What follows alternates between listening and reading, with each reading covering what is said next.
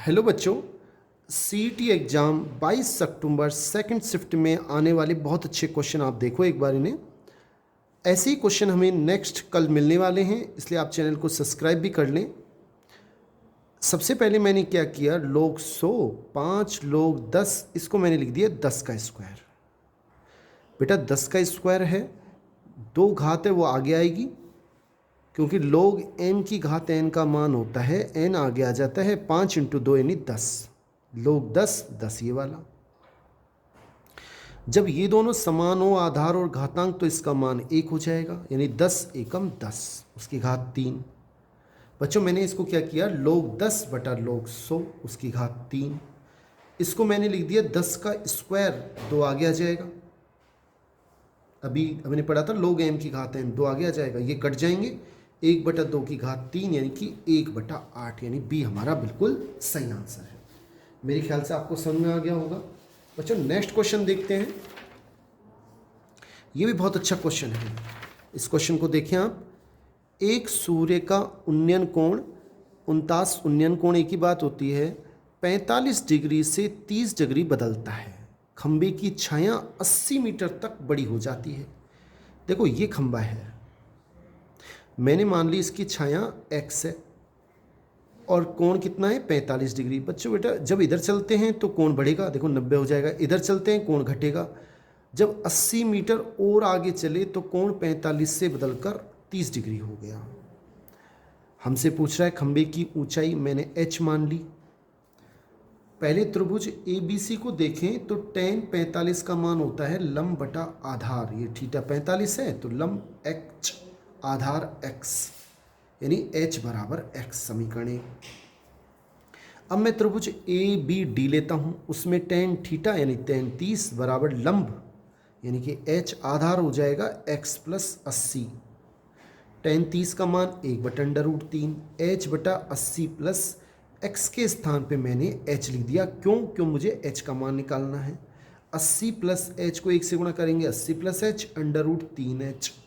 80 बराबर h को मैं इधर लेके जाऊंगा, माइनस का हो जाएगा √3 माइनस 1 इंटू h, तो h बराबर हो जाएगा 80 बटा √3 माइनस 1 इंटू, मैंने क्या किया √3 प्लस 1 से ऊपर √3 प्लस 1 से नीचे गुणा किया, तो ये क्या आएगा √3 a plus b a minus b का स्क्वायर मीन्स 3 माइनस 1 यानी 2 इससे कटेगा 40 √3 प्लस 1, यानी डी हमारा बिल्कुल सही आंसर है। मेरे ख्याल से आपको समझ में आ गया होगा बच्चों। नेक्स्ट और क्वेश्चन देखिए। अच्छा ये क्वेश्चन बहुत अच्छा है। एक डीलर 50%, 10% और 20% की 3 क्रमागत छूट देता है, एकल छूट क्या है। बच्चों मैंने मान ली कोई वस्तु 100 रुपये की है, ठीक है। अब वो 100 रुपये की है तो वो हमें कितने में देगा, पहले उसने 50 की छूट दी 50%, तो यानी 50 बटा 100। फिर हमें दे रहा है वो 10% की छूट, तो हमें कितने परसेंट पैसे देने पड़ेंगे 90%, यानी कि 90 बटा 100 इंटू 20% की छूट दे रहा है तो कितने पैसे देने पड़ेंगे 80%, यानी 80 बटा 100। 2 जीरो से 2 जीरो कट गया, ये 2 जीरो से ये 2 जीरो कट गए, 50, इसको जब हल करोगे तो 9×8 = 72 बचेंगे, यानी कि 36 रुपये हमको देने पड़ेंगे। तो कुल छूट ये हमको 100 रुपये पे 36 रुपये देने पड़ेंगे, और हमें कुल छूट कितनी हो गई 100 माइनस 36 मीन्स 64% कुल छूट है। बहुत अच्छा क्वेश्चन है, शानदार है।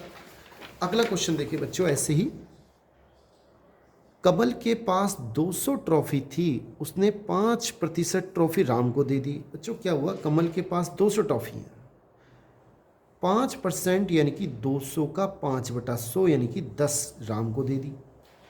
15% उसने कमल ने अमन को दे दी, यानी कि 30 ट्रॉफी अमन को दे दी। और कुल ट्रॉफी का यानी कुल 200 का 1/4 यानी कि 50 गोपाल को दे दी। तो उसके पास शेष कितने बचेंगे, 200 में से इन तीनों को जोड़ दो और घटा दो, तो 200 माइनस 90 यानी कि 110 ट्रॉफी उसके पास शेष बची है। अच्छा क्वेश्चन, बहुत शानदार क्वेश्चन, ये क्वेश्चन ये भी अच्छा है। एक धनराशि PQRS का अनुपात ये है, यदि R को S से 2000 अधिक मिलते हैं तो Q का हिस्सा क्या है।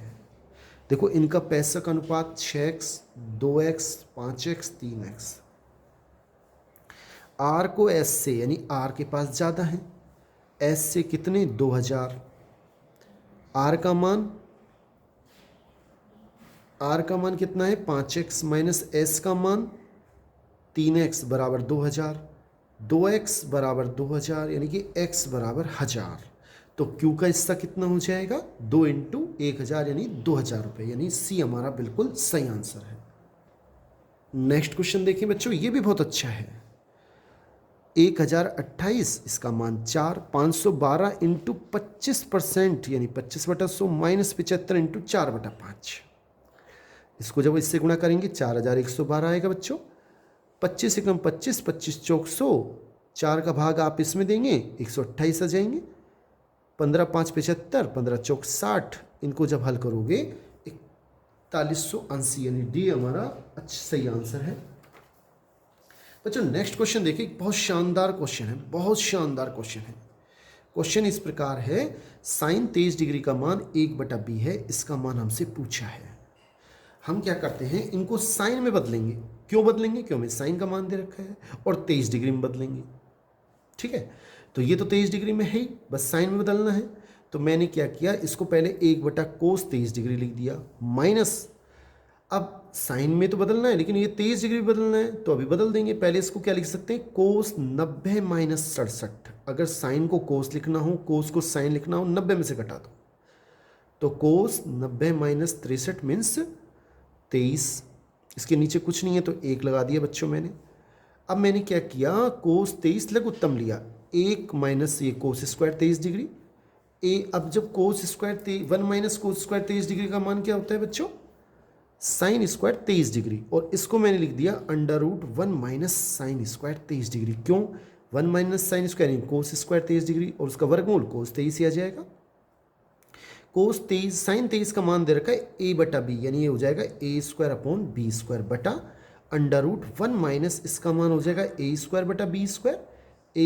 b² इंटू b ऊपर जाएगा, और b² माइनस a², b से b कटेगा यानी a² / b, एक b बचेगा, √b² माइनस a², यानी कि हमारा ए आंसर बिल्कुल ठीक आंसर है।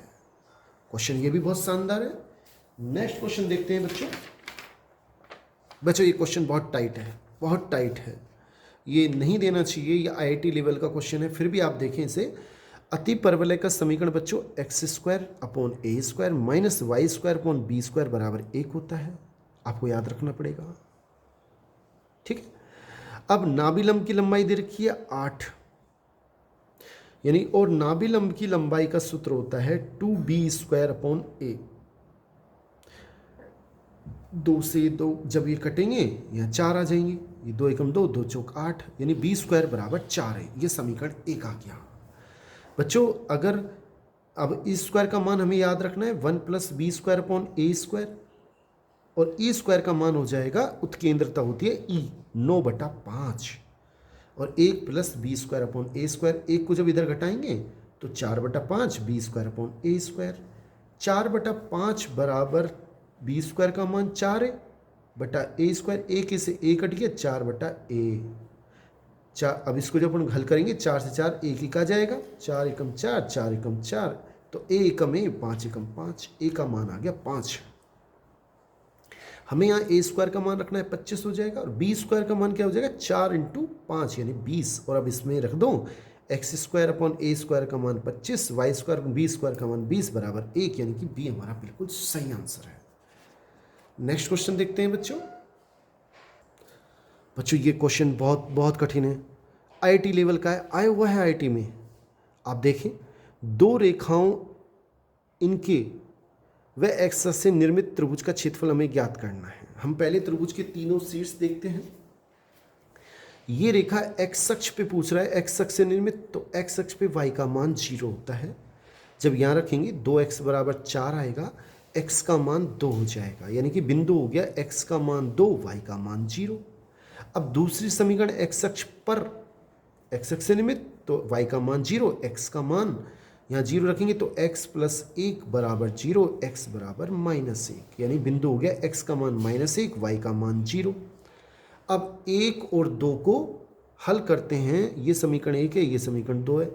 तो बच्चों हल करने पर x का मान 1 और y का मान 2 आएगा। हल कैसे करना है, समीकरण 1 और 2 को जोड़े, 3x बराबर 3 आएगा, x का मान 1 हो जाएगा। 1 आप किसी में भी रख दें, 1 में या 2 में, तो y का मान 2 हो जाएगा।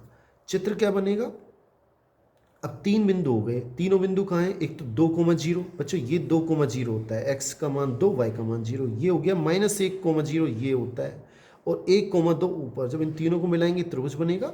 त्रिभुज का क्षेत्रफल होता है 1/2 आधार, ये बेटा यहाँ से यहाँ तक 2 लंबाई और यहाँ से यहाँ तक 1 लंबाई, -1 नहीं, लंबाई प्लस में होती है, 3 हो गई, इंटू ऊंचाई 2, 2 से 2 कटेगा, 3 वर्ग इकाई अपना आंसर है।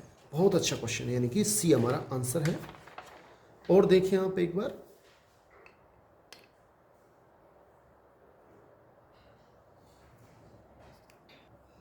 बहुत बहुत धन्यवाद बच्चों। क्वेश्चन एक ये भी बहुत शानदार है, फर्स्ट शिफ्ट में आया हुआ, आप इसको भी देख लें। log 9 27, तो मैंने इसको क्या लिख दिया, log 27 बटा log 9, log 9 log 27, इसको 3 की पावर 3, 3 आगे आ जाएगा, 2 आगे आ जाएगा, 3/2, ऐसे इसमें 2/3, और हल करेंगे 13/6। सी बिल्कुल सही आंसर है। बहुत बहुत धन्यवाद। चैनल को सब्सक्राइब कर लें, वीडियो जरूर देखें, जिससे आपको नेक्स्ट क्वेश्चन में, नेक्स्ट एग्जाम में फ़ायदा मिले। थैंक्स।